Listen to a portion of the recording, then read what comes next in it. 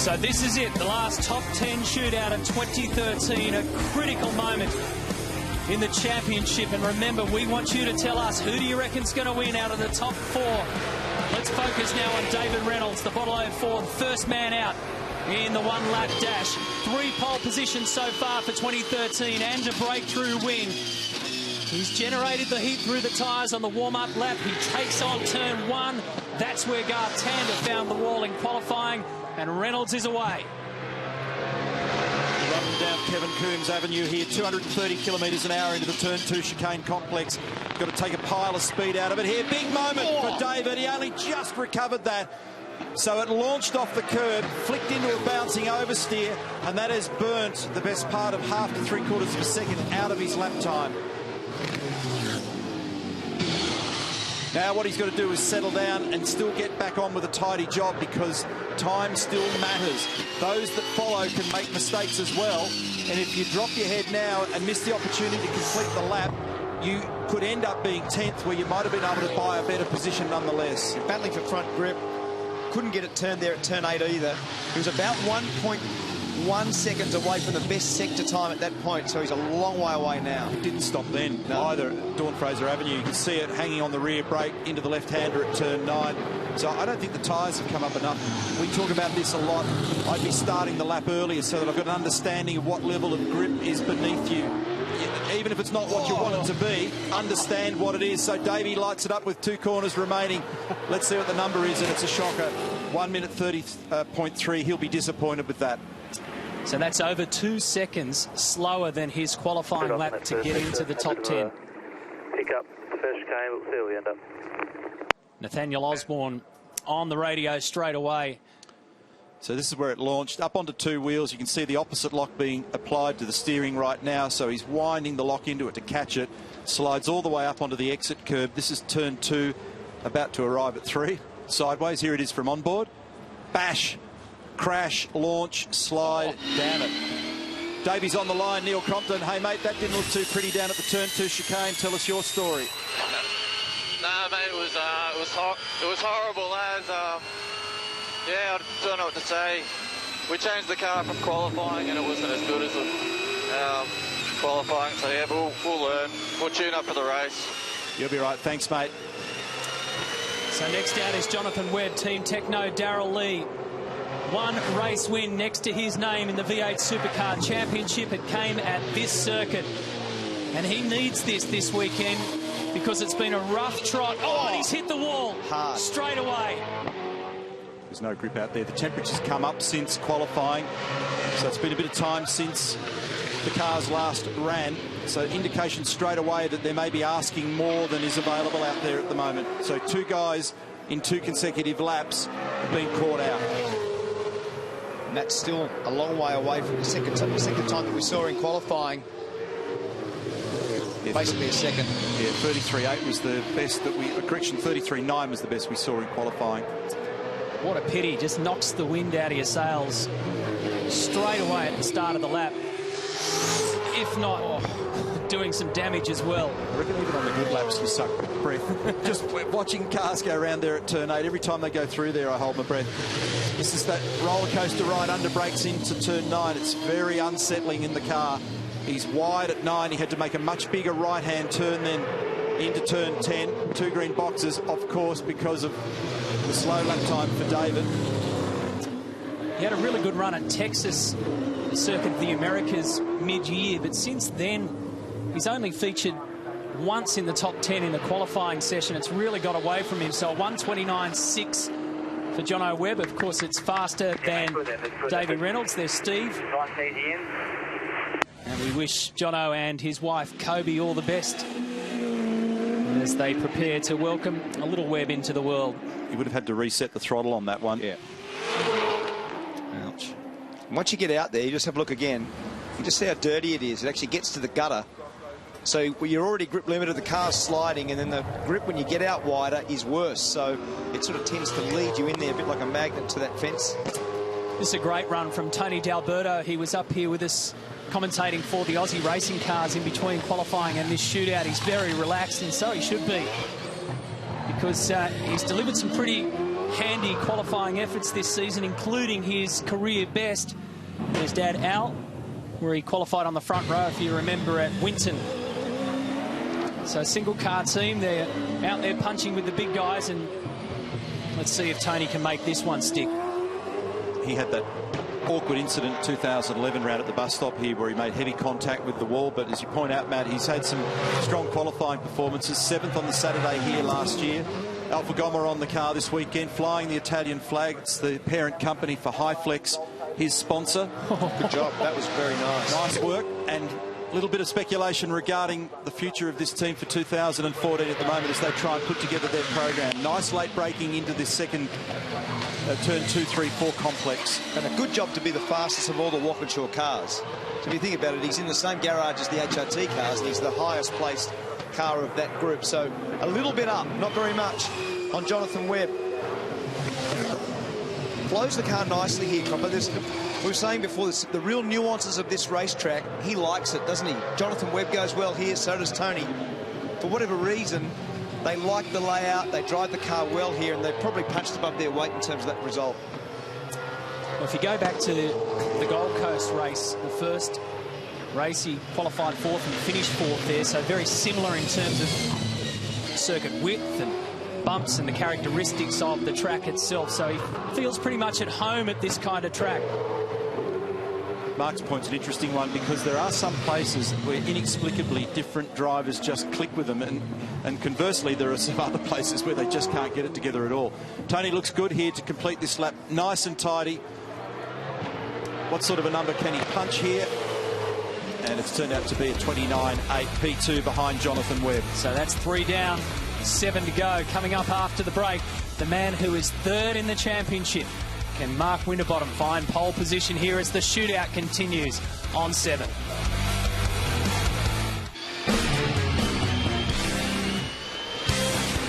What a massive moment this is for Mark Winterbottom, the Pepsi Max crew, FPR Ford. He's such a perfectionist when it comes to these shootout laps. And he's underway through turn 1 nicely. 5 pole positions for 2013, 3 race wins, 124 points away from the championship lead. He wants to stay in touch with Whincup, but he's locked it up there. That was close. He almost overran that. That was right on the braking limit. Very, very good braking over those bumps, and you can see the level of commitment already up by 1/4 of a second. This is the fast turn 5. So approaches at 210 kilometres an hour. In the mid-corner in 4th gear, it's 160-odd Ks. And he gets safely through that very tricky complex. Now turn 8, where we just flinch every time. Safely through there. Coming up to the second timing intermediate. We'll get an indication of how good this lap is. This is a good lap. He understands the importance of it. Look at that, he's half a second, nearly 0.6 of a second up at the second reference point. 9, this is turn 10. Punches it out of there, nice and straight. Gives himself a little bit of siding room into this next right-hander. This is all second gear. Looking like a late 28. Did a 27.9 in qualifying. It's a 28.98. Good job from Mark Winterbottom. That's 6/10 up on Webby. We'll just see how that stacks up. I don't think that's going to be anywhere near good enough. Considering it was 27.3 fastest in qualifying for Whincup.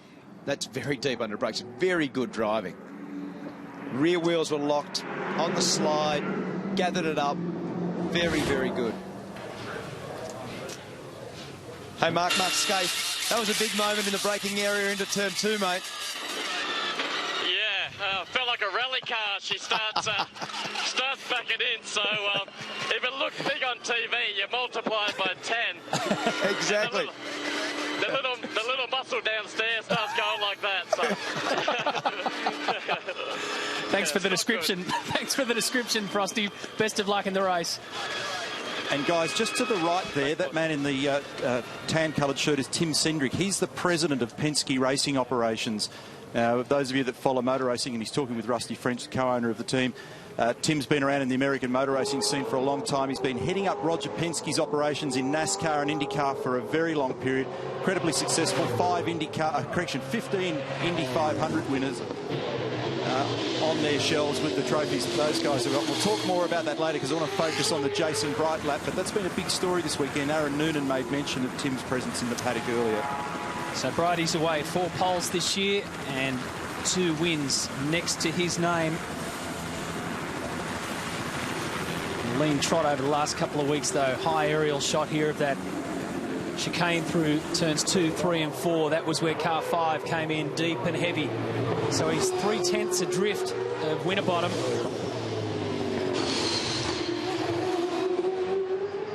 They were having a long, hard look at data down in their garage just prior to the shootout to see where that they could make a gain, both he and his teammate Fabian Coulthard. Nice job through turn 8, used a little bit of curb and flew the car on 2 wheels through there. In the middle of the corner at turn 8, 95 kilometres an hour with 180 kilometre an hour approach. So this is right on the Webb time, basically, at the moment. So very interesting to see how he finishes the lap off. Remember, Webb had a drama through turn 10, 11, so it might actually be slightly better if he finishes his lap nicely. A lot of noticeable pitch in this car. As it accelerates, it squats onto its rear, and you can see the front of the nose of the car lifting up. So they've worked hard to try and make sure it's got good drive control. P3, so he's lost a little bit of time in the latter part. P3. That's good effort. So he's missed out there by 0.02 of a second. So Andrew Edwards, his engineer, this is right at the very start of the lap, a little replay here, so he used a lot of curb and gassed it up and rubbed the wall. So that immediately has cost some time on the run down Australia Avenue. You see the damage there on that right-hand rear guard. Most of them donate the right side mirror on turn 13, but he went in a little bit too hard at the rear. And did you notice that as Andrew Edwards was conveying the information to Jason, Phil Keed, the engineer for Fabian, was relaying it to him as well, so they get an understanding of where they are.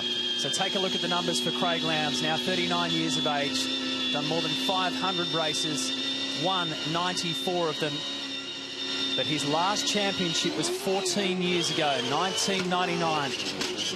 And now he's just 20 points away from overtaking his teammate and putting the throttle down on perhaps another championship. It would be his 4th. That's the bus stop complex down to turn 11. So this is a huge moment. Just about to say, Matt, this is a very important lap for Lowndes. Anybody see a 27 in these conditions at the moment, or do you think it's going to stay in the 28s? A low 28 will probably do it, don't you think? Yeah, I don't think they're going to get into the 27s on the numbers we're seeing at the moment. So the track's lost a little bit of pace. That typically happens as the temp comes up. Lowndes just literally wriggles that thing into turn 1. He got it stopped. I don't quite know how he did it, but he did. He turned it in a bit early to do it. Oh, he's on the rear brake again into turn 2. Again, he managed to wrestle it under control. That was a bit nasty in the middle there, though. He had to really reset the direction of the car. Even sideways there. It's very oversteery on the way into the corner, meaning it's stiff at the back. As soon as he turns it, it wants to slide.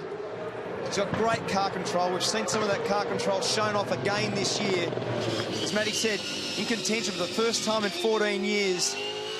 And behind that big smile is a very, very competitive world-class driver. We've seen some of that effort this year. This is the roller coaster at the end of... He's gone! Lost it. Gone! That has a catastrophic effect. That'll put him 10th. Well, he had to play catch-up, Scafey. He had to play catch-up in the second sector, and he just went way too hot. He was up on Winterbottom at that point. He was up by 0.05. And this is where you've got to keep hustling. Remember, I made the reference to David Reynolds having a similar drama. You've just got to keep on trying to make lap time and see where you bob up here. But that was kind of coming. It looked unstable under brakes 2 or 3 times before the moment where it unloaded. Finishing the lap, and we'll get Wade on the entry to pit lane. The important thing is that he didn't hit and didn't do any damage. So he's in the top 10. That's a given. Look at this. It's over that rise of the roller coaster there. The brake application's very hard. Craig Lowndes, Mark Scaife. We just saw that little guy racing at the end of Dawn Fraser Avenue. We're just watching it on our screens now. Big moment, mate. Yeah, it was, Scaife. Just locked up the rears. Just unfortunate, but that's life. Certainly is. That's a sort of reward and the risk that's attached to this place. A very hard circuit to do a really nice lap off, mate. Yeah, it is, Gabe. It's something that, you know, try to get the maximum out of it, just over the, just a little bit over the edge, but that's the way it goes. Good luck, buddy. 4 more drivers to come. 2 of those are championship contenders here in the top 10 shootout, the Sydney 500.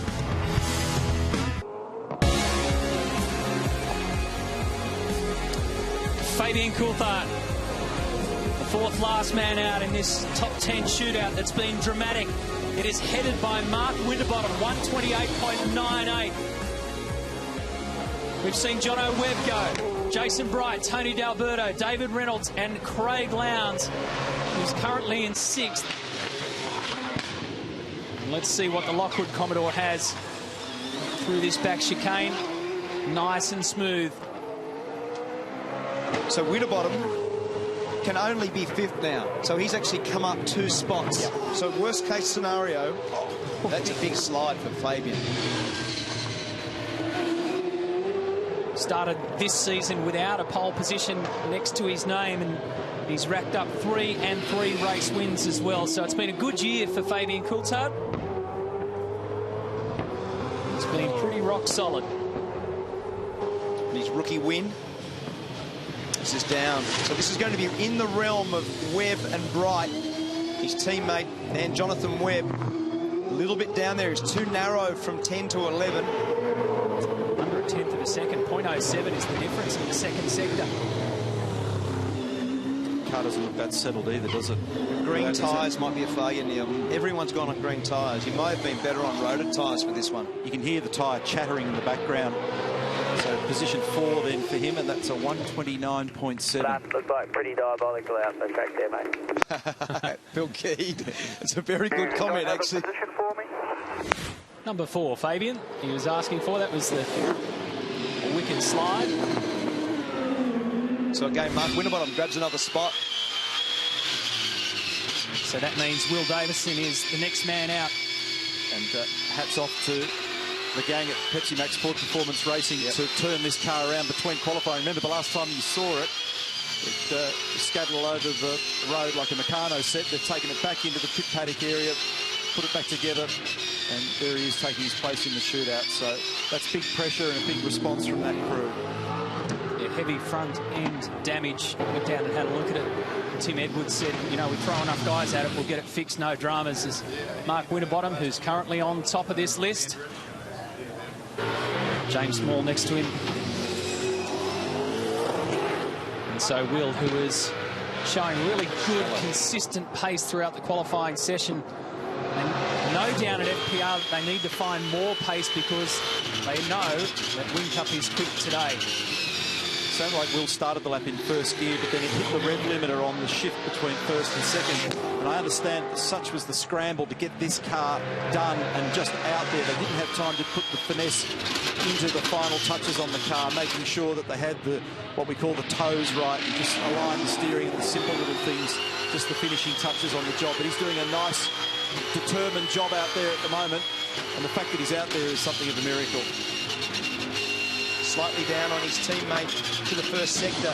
But remember, we saw Winterbottom. It was a very committed first sector from him. So don't discount Will Davison at this point. We'll get the next one for you. This is turn 8 at the end of Dawn Fraser Avenue now. You'll get the next sector time.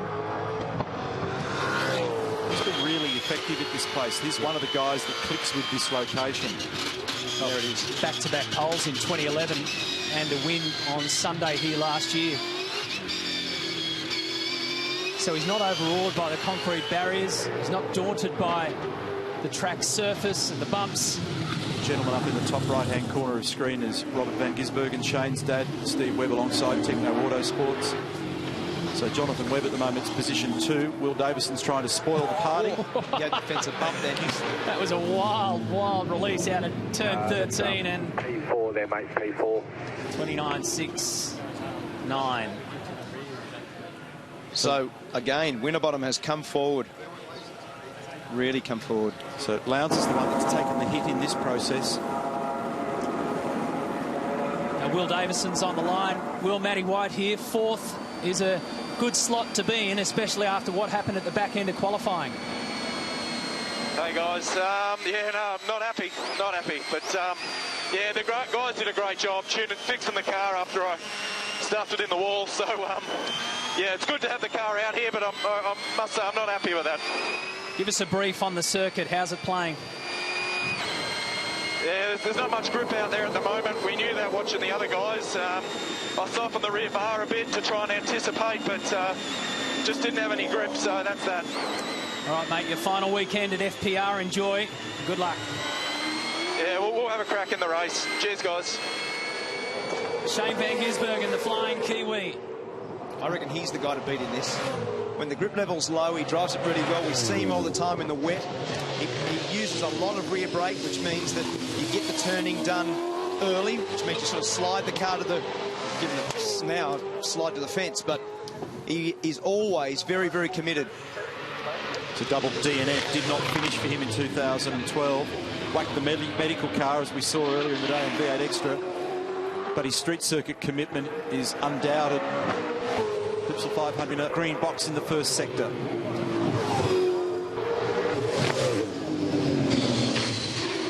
Nice job through there. He actually straddled that in such a way that it didn't upset the car. So he'll have made pace through things when he down at still. That looked good. It did look good. Line ball with Mark Winterbottom. So it'll be the last sector of this racetrack that determines this. Gee, it's close. Caught the fence then. That was very close.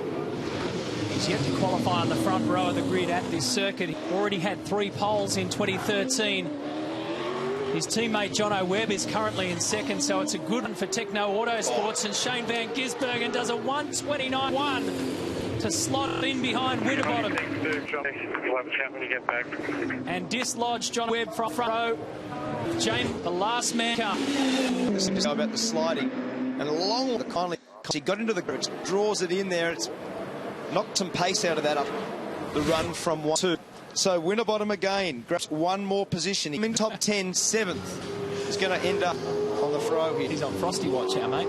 Well, just watching him rise and rise and rise. Very good. And when you think back to Mark's lap, we commented that it wasn't overly that fast, but it was clean.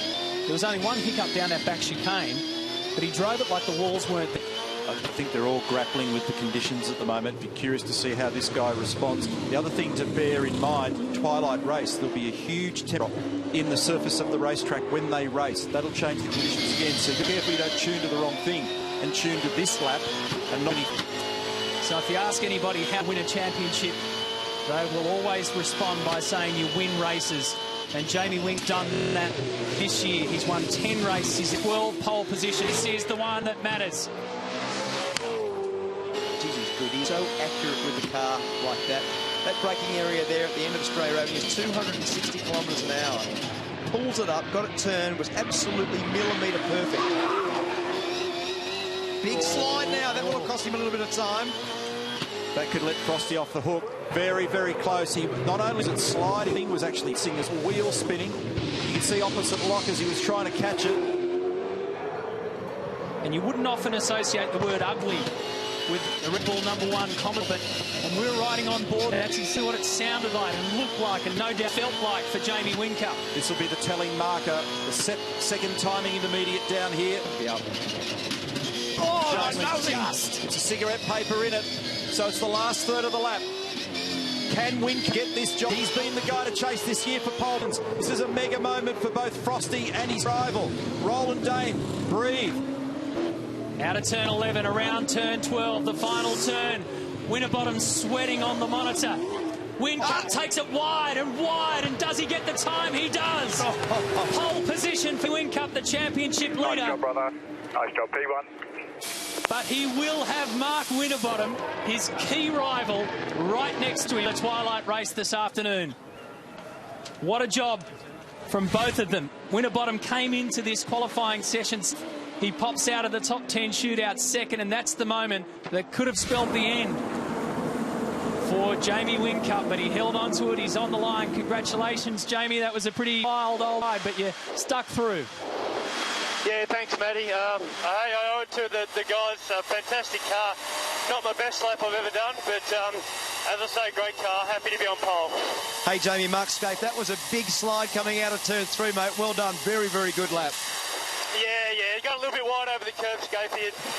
Not my best effort, but I'll take it, that's for sure. Congratulations. First pole at this circuit, Jamie. Maybe you can find your first podium here as well. Best of luck.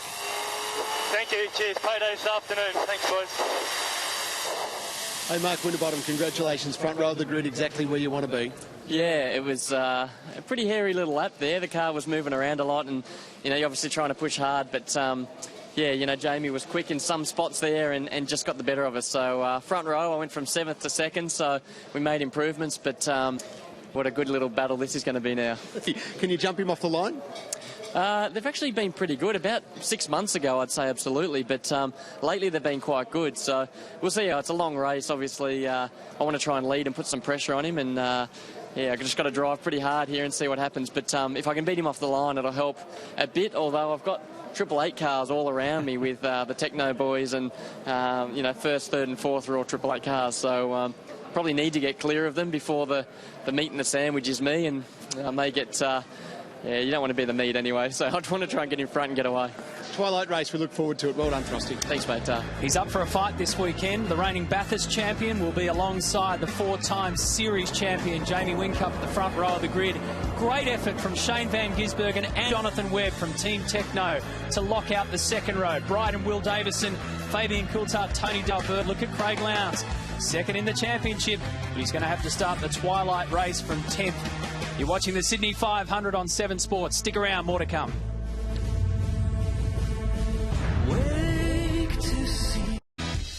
An amazing athlete with amazing stories. Just a glimpse of part 3 of the Open film series with Andre Agassi. It'll be part of our summer of tennis, of course, the Australian Open coming your way in January. So make sure you stick on 7 for all of that. The Armour All pole position, as we know, goes to Jamie Whincup. He's made a habit of it this year. 13 times now he has collected the money for claiming pole position, but this one is absolutely critical. Puts him ahead of the field and away from all the trouble.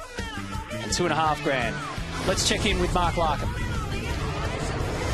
So both these guys on the second row of the grid. First, I want to shake your hand, Jono Webb, mate. You come to this joint and you just love it. You respond. We don't even know what you're doing next year, but that must sort of change whatever you're thinking about doing. Oh, that's exactly right. I always love coming back to this place. It always rewards me, even though it didn't feel like it in that session. But no, I really enjoyed here. Hopefully it shows what Techno can do today. Shane Van Gisbergen, watching that shootout, I reckon that to me looked like one of the toughest we've ever had. The circle looks tough. Your car looked very good, very dynamic. Hard work, mate, eh? Yeah, well, I watched the first times roll in, and I think Reynolds was 3 seconds off what we did this morning, and I could see, obviously, by the times there wasn't much grip, and in doing that I braked way early for turn 1 and barely pulled it up, and I hit the wall on exit 1, and the grip just wasn't there. But to be locking out the second row, Techno team's pretty awesome. Fantastic. Webby, let me ask you, mate, so what's really interesting to me and going to be spectacular in the race, you guys aren't in the championship. You're not in the race, and you absolutely can win a race here this afternoon. How does that play on you? Oh, look, I think both Shane and I are going to push 110%. We want to win it. We want to come home with a couple of trophies. But, yeah, it's always in the back of our mind that there is going to be those 2 or 3 cars going to be racing. So, we're not going to be stupid. We'll play it clean, play it safe, and hopefully, we come home at the front. Mega effort. Well done, boys. Cheers, guys. Cheers. Well, some performance by both of the guys, and as we touched on throughout the shootout, a great turnaround for Jono Webb. So we're giving you plenty of time to ponder this one. Who's going to win the V8 Supercar Championship? It will be decided this weekend, we know. Will it be Jamie Whincup? He will start from pole. Craig Lowndes will start from 10th. Mark Winterbottom starts from 2nd. Will Davison starts from 6th. So it's a big, big mix. Just go to the V8 Supercars website or use our 7 Sport app. You can vote as many times as you like, and we'll track that when we get racing.